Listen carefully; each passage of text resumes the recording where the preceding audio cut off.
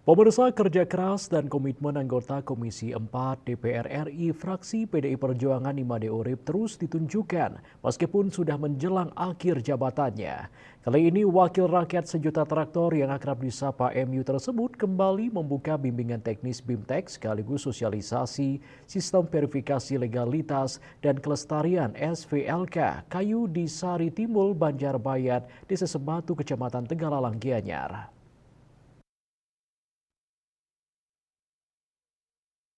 Urip yang juga Ketua DPP PDI Perjuangan membidangi koperasi dan UMKM itu bersama Kementerian Lingkungan Hidup dan Kehutanan KLHK menggelar BIMTEK yang dihadiri para pelaku usaha perhutanan sosial serta kelompok wanita tani KWT di sekitar kawasan hutan dari 3 kabupaten di Bali. Saat itu politisi senior dari Desa Tua Kecamatan Marketabanan ini juga sempat menyerahkan secara simbolis bantuan senilai total 1,4 miliar rupiah berupa program kebun bibit rakyat atau KBR masing-masing sebesar 100 juta rupiah kepada 11 kelompok usaha perhutanan di Kabupaten Gianyar, Bangli, dan Karangasem. Di samping itu juga dibagikan bantuan program pengembangan perhutanan sosial Nusantara atau Bank Pesona, masing-masing sebanyak 50 juta rupiah kepada 6 KWT maupun kelompok perhutanan sosial dari 3 kabupaten yang sama. Salah satu penerima bantuan, Ketua KWT Putri Mandiri Niwayan Murdani menyampaikan ucapan terima kasih kepada Made Urip. Ia berharap bisa memanfaatkan bantuan ini dengan baik untuk meningkatkan kesejahteraan anggota kelompok.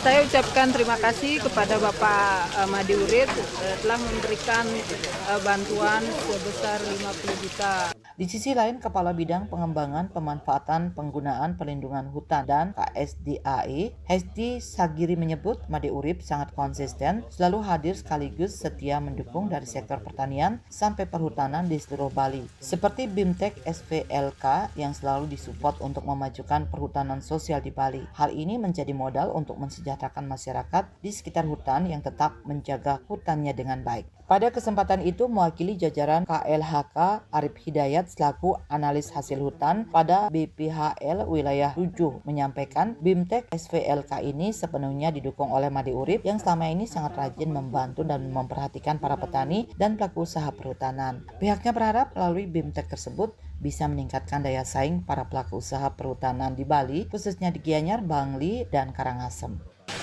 Harapannya ke depannya produk-produk kita dapat masuk ke negara-negara di luar dan dapat bersaing dengan produk-produk di luar.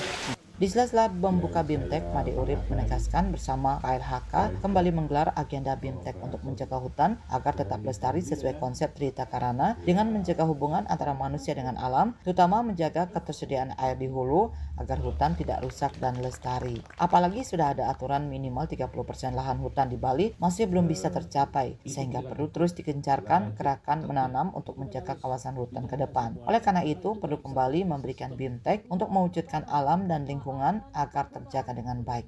Karena kita di Bali itu punya konsep yang namanya Trihita Karana itu. Salah satunya adalah bagaimana menjaga kita hubungan antara manusia dengan lingkungan, menjaga alam kita itu. Gitu.